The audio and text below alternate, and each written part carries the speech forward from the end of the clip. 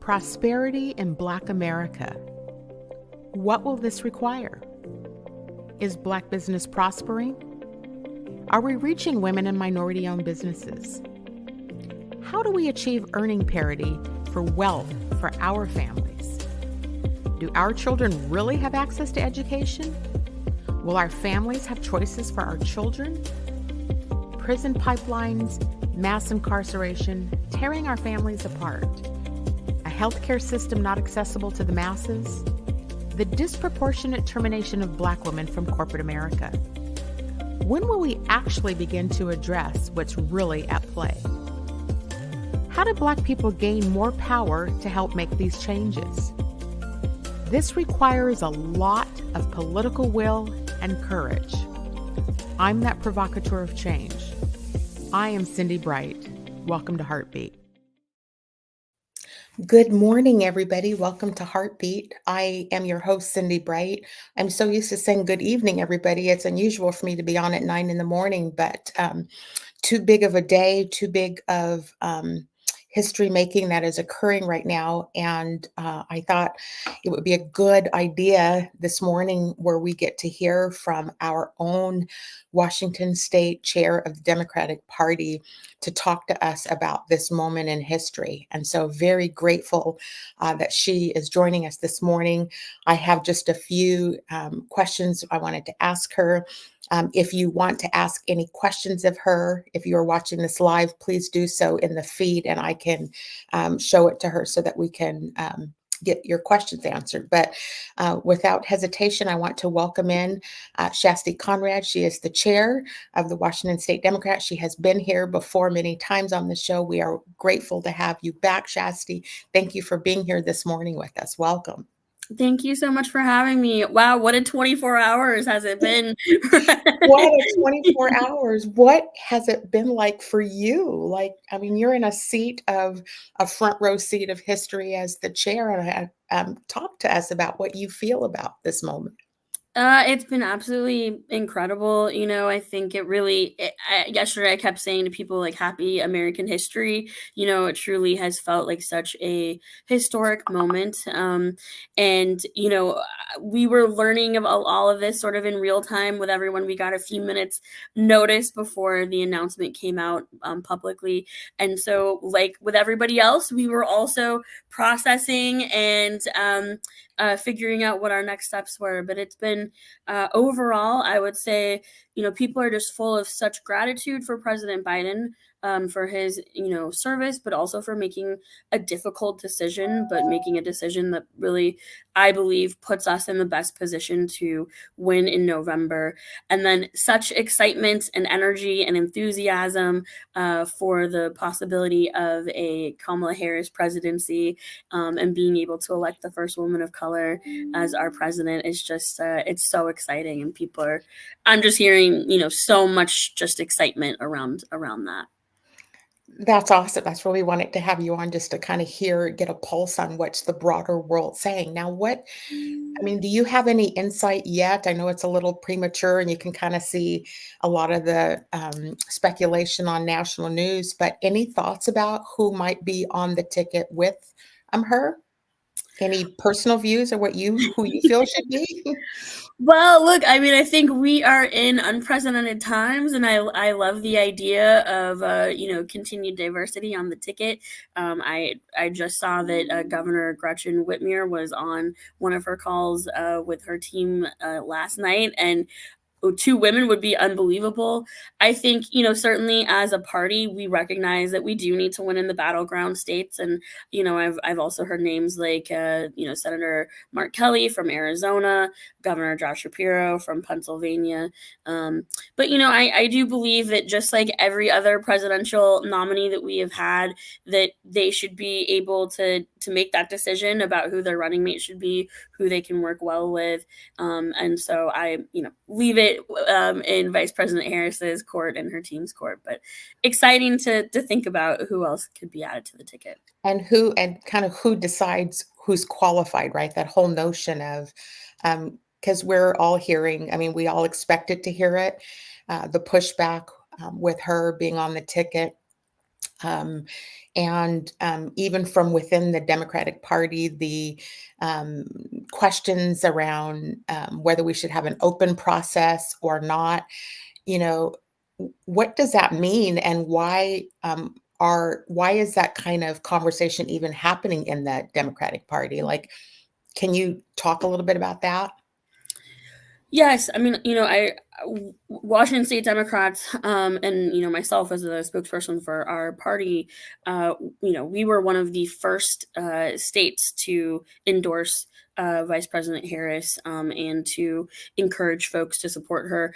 I felt very strongly that we needed to come out swiftly and very clearly about that support because, as you know, we both have seen the ways in which racism, sexism, that misogyny comes, and I just felt that we needed to build a big wall of support around her to make sure that we were standing up against all of that has been coming, that will only increase.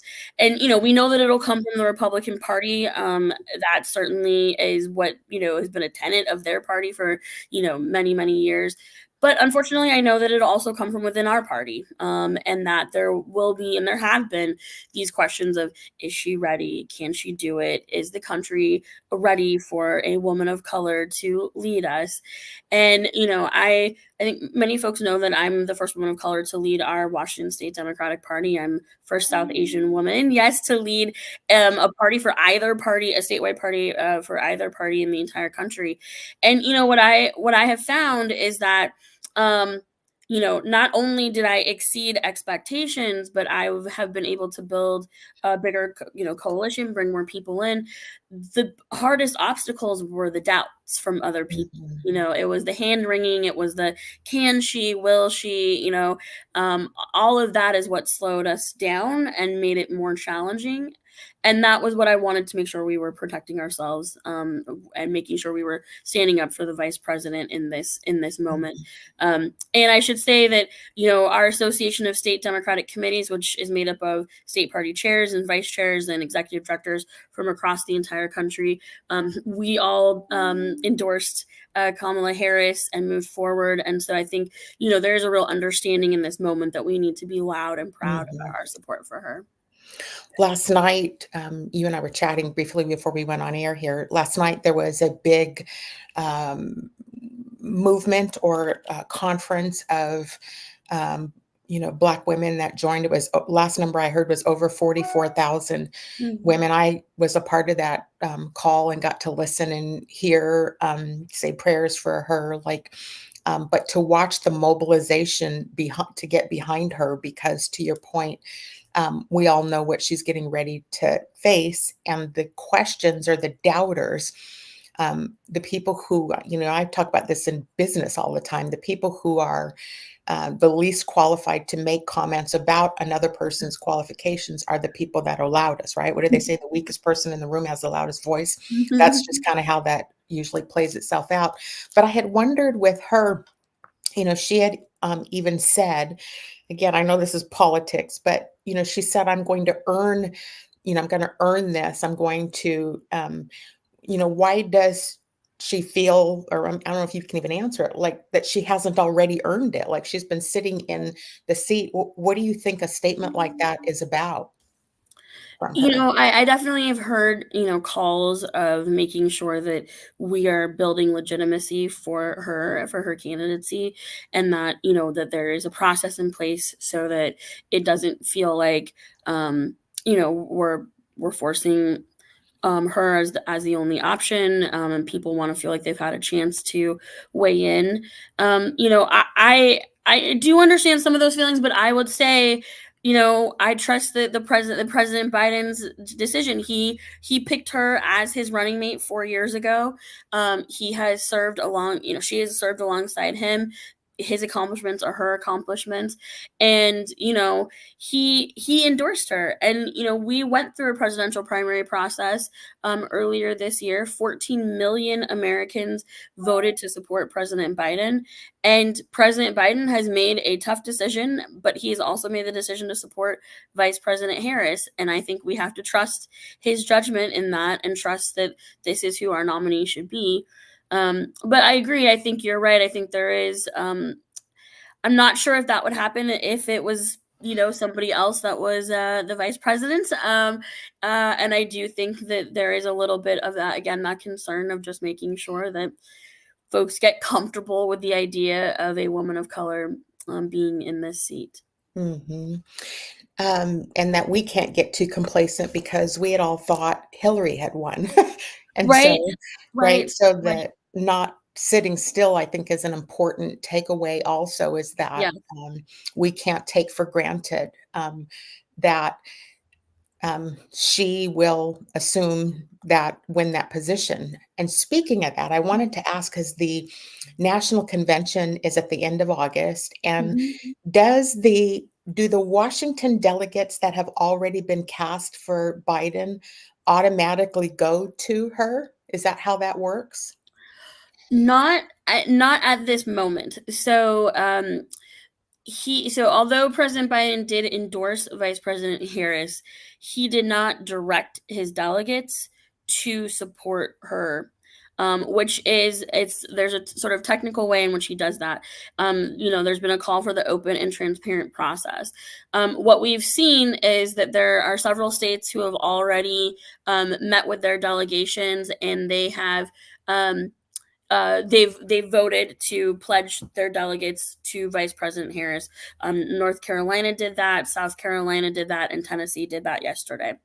We did meet with our Washington national delegates last night, and we gave folks an opportunity to sort of process the news. And we had called everybody during the day as well. And what we were finding was that there was an overwhelming majority of folks who were ready to get on board and support Vice President Harris, but there were some folks who needed some time and wanted to make sure that they had, had a chance to hear feedback from the constituents in their districts who had elected them as representatives, as delegates.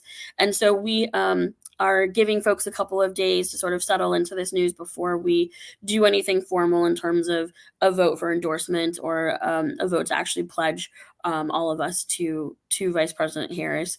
But I will say that I think folks are feeling, again, that energy and excitement, and I think us as a Democratic Party recognize that we have a very short runway here, and Mhm, that we do not have time to waste, and that we mhm, need to make sure that we are moving swiftly to get behind our strongest candidate to be able to mhm. win in November.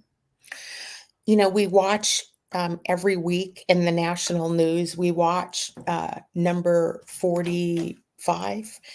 Um, he has stacked the courts. He's getting away with everything that's gone on around him. Do we need to be concerned at this point that there will be a legal challenge to her being stepping in since this is an unprecedented event that we've never really faced as a country? Do Are the Dems concerned that we have any legal problems by transitioning this from Biden to Harris? Is there any risk that she would not be named the nominee? And if so, what would that do to the party for our election this year? I know these Mhm. are probably questions you may not have answers to, but I assume you might be subject to at least this kind of a conversation where it's being talked about. Absolutely. I mean, I think we all knew from how the Republicans have been behaving these last several years and how they behaved in 2020 that we needed to make sure that we were airtight in how we moved forward, so that we could withstand any legal challenges, even when it was going to, likely be President Biden, who was going to be top of ticket. So I know.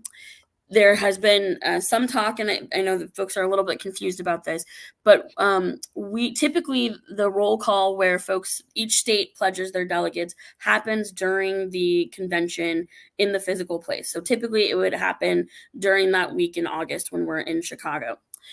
Because of a few states who had earlier deadlines for when we needed to have a nominee to be able to ensure that they were on the ballot.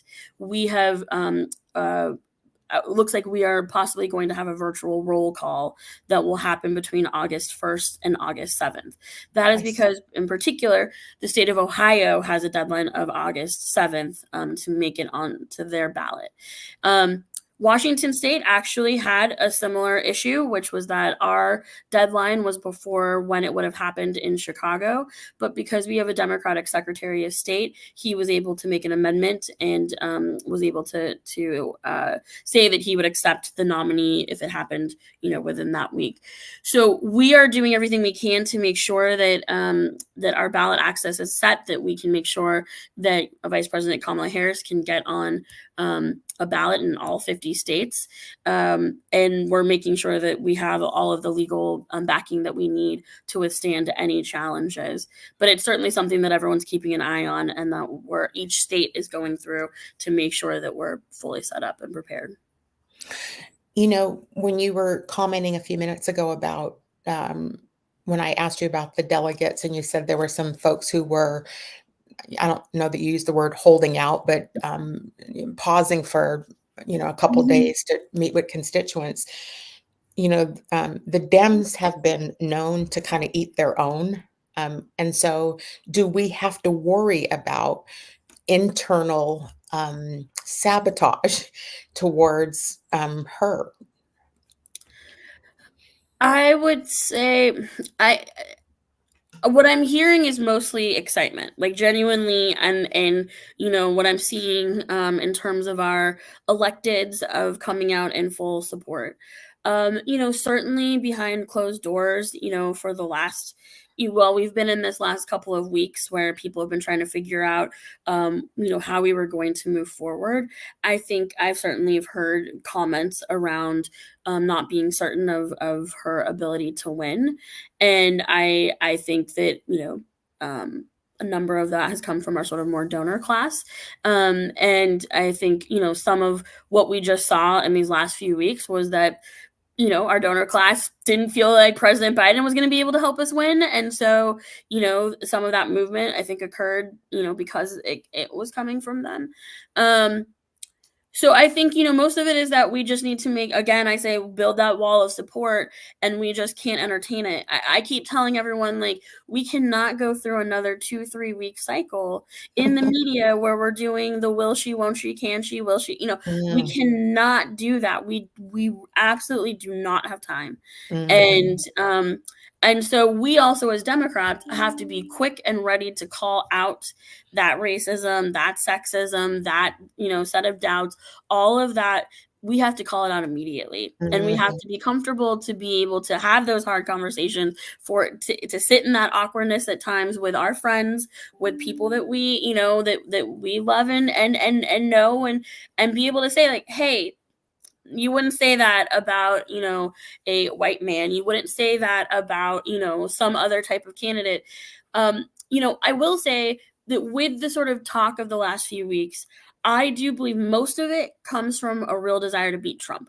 People were scared about our abilities to defeat MAGA, to beat Trump, and that is what I think people have just got to get on board, build the coalition, and trust that if we are all doing the work and we are not undercutting our candidate, we will win. But we just mhm. have to stop doing this, like, the Democrats are gonna lose, and we're Well, I yeah. saw one of our representatives, our U.S. representatives, make very open comments about Joe Biden, and even I have such a thing about backstabbing, and how you have personally heard me talk about this a lot, about how people just harm each other. And to your point, we don't have the luxury of that at this juncture, and nor do we even want to entertain qualifications. I mean, clearly, I mean, I'm not even going to defend that, justifying her qualifications for it. To the other issue, I agree with you about the media cycle. I'm going to hope that since DT is now the oldest person on the ticket, I hope that they run the next 3 weeks national news cycle highlighting his age, and Yes. his, being on stage with a Kotex on his ear. I'm being a little facetious, but you I mean, know, look, if you listen to that speech that he gave last week, you'd be like, "Is he fit for the Mhm. presidency? Is he sane? Exactly. How's his mental state? I mean, it's Exactly. the double standard. I saw this morning too, that like, the fact that January 6th didn't move their party away from Donald Trump, but Mhm. our guy had a bad debate performance, and it was Mhm. enough for us to get here. And, it's just it but again, I think it demonstrates that they are very much a cult. Mhm. They are other people ran in that primary, and they all fell in line with Trump. And Mhm. look, we are open for dissent. We are a place where we have discussion. Our party, we have discussion. We debate the issues. But in this moment, we really do need to come Mhm. together and not waste any time here. What do I'm going to speak from a little bit of my own personal ignorance. These internal or these polls that they talk about. Like last night, I was listening to, I was on CNN, and they had already this poll where they were saying that um, Joe Biden was 4 points behind, and now Kamala Harris is like 2 points behind. Like, how do they measure this? What are these polls, and how could they possibly have that kind of a pulse on it? I mean, I'm not saying they don't, but I think does the general public even know how they get that kind of information? Is it reliable information? Like, There's so many different, like, polling firms and whatnot, and they all have their different methodologies. I mean, I always tell people, "Get off the polar coaster," you just gotta go talk to people. And, I in 2022, they predicted that it was gonna be, this massive red wave, and that we were gonna lose all these seats, and, all and it didn't happen. And I knew that it was not going to happen because I was out knocking doors, talking to people. And the Dobbs decision that year in 2022, people were so angry about losing rights, particularly women, that it was like, there's no way that this is gonna, like, people are gonna stay quiet. And so, with polls, it's like, they have their ways. A lot of times they're polling older people because they'll use landline telephone numbers, so you're not getting a full scope of the diversity of a state, of a community, certainly of the country. Sometimes, like, I was watching the other day that CNN was doing this focus group with, like, voters in Wisconsin, and then they were doing one in Arizona. And they pick people who purposefully are not very well informed quite often, right? Because they say that they're not, they're independent, they're not one party or the other. And so, sometimes it's helpful to just hear the feedback, but it's not fully reflective of the vast majority of folks. So again, I encourage people that the polls, take it with a grain of salt.